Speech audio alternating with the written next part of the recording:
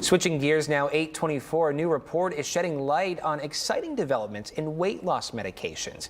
It shows people using Zepbound lost an average of 20 pounds more than those on Wegovy, highlighting its potential for people living with obesity but without diabetes. Joining us this morning to break down these findings is Dr. Deborah Horn, an investigator on the trial and a weight loss expert at UT Health Houston. Dr. Horn, good morning. Thank you so much for your time this morning. Good morning, Zach. Thank you for having me. Now, talk to us about the big difference in weight loss between Zepbound and Wegovy, both medications people have heard about, especially throughout the past year. Talk to us about the differences, though. Sure. So at UT, we were one of the clinical trial sites for this study and many of the other studies on these two medications.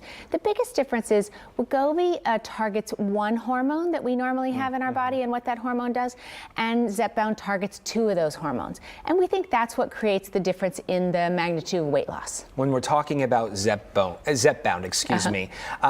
why is it so effective with people losing weight?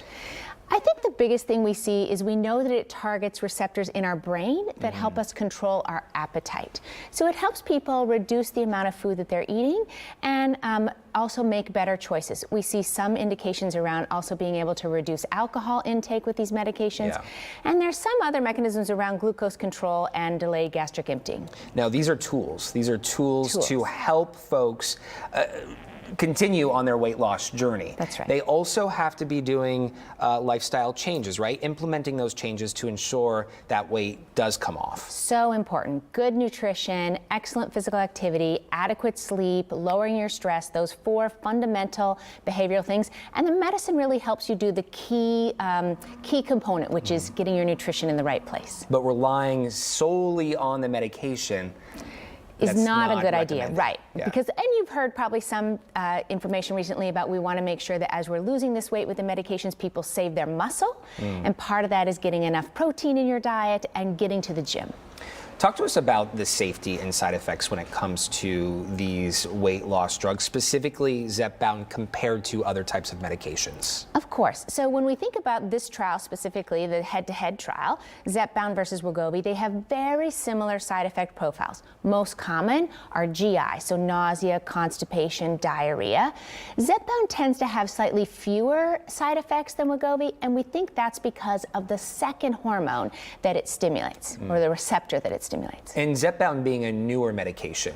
It is slightly newer. Yeah. It's about a year and a half newer in terms of actual use for obesity. We've had it about a little over 2 years for diabetes, and Wegovy we've had longer for both obesity and diabetes. I remember when these weight loss drugs really took off a few years ago, doing a story with a gentleman who was a diabetic who was on Ozempic for diabetes. Yes. And had a very difficult time on accessing Ozempic after the fact. And so to see more options available for people looking to lose weight compared to those who are just using, or who are using it, needing it for diabetes, I know it's been quite the journey the past couple of years. Yeah, and I think what's good in the last 6 months is we really see that production and access improving. Sometimes it's still slightly hard to find your medicine at your favorite pharmacy, but you can usually find it in the city, which was different 6 months ago. For someone who's hesitant, who's contemplating using a weight loss drug, any recommendations for folks setting out on this journey to explore what's best for them? Sure. I think the most important thing is to go and talk to your doctor, whether that's your primary care physician or you choose to see an obesity medicine specialist like myself. It's important to have sort of shared decision making, to talk about what are the risks, because all medicines have risks, and what are the benefits, and is it the right choice for you? Having that conversation, though, is key. Exactly. Having that conversation. Talk to us about these drugs. They're not going anywhere. They're sticking around.